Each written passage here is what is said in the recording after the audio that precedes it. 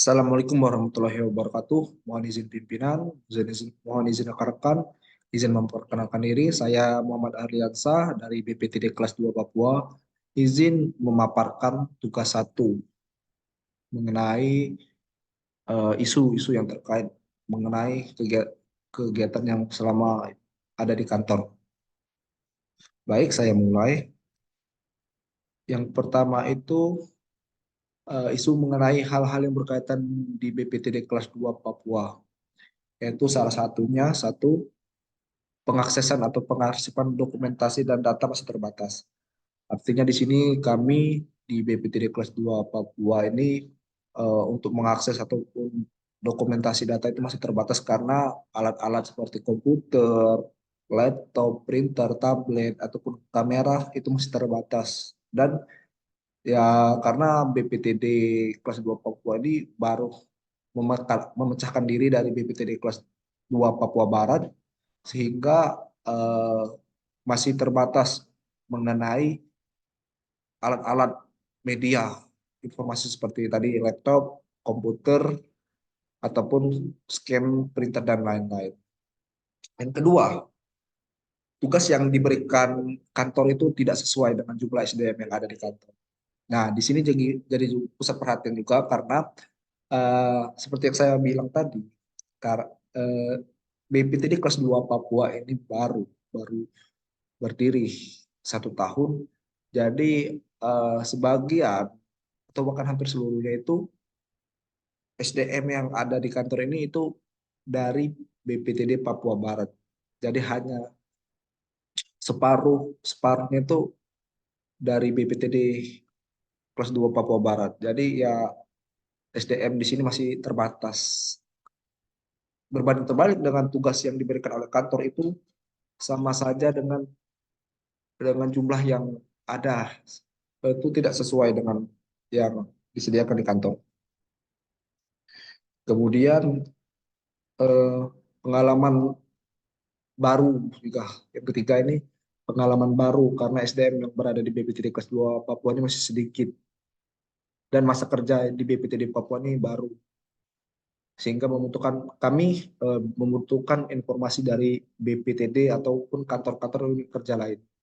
Nah, di sini juga kami berharap juga karena di sini juga masih banyak pegawai yang baru. Jadi untuk mengakses data itu kami masih menanyakan dengan kantor-kantor lain. Ini bukan berarti kami tidak semangat dalam bekerja. Justru hal-hal yang baru ini yang kami pelajari ini untuk mendapatkan pengalaman yang penting untuk memberikan ataupun bekerja dalam lingkungan kantor ini, terutama di BPTD kelas 2 Papua.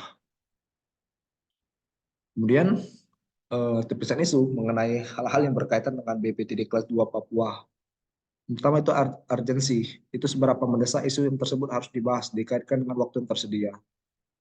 Nah, di sini kita harus pahami hal-hal yang mendesak itu harus dibahas dalam waktu-waktu yang kita batasi. Yang kedua, isu yang dibahas apakah berdampak dengan akibat yang ditimbulkan? Ya, tentu saja ini kita harus perhatikan juga.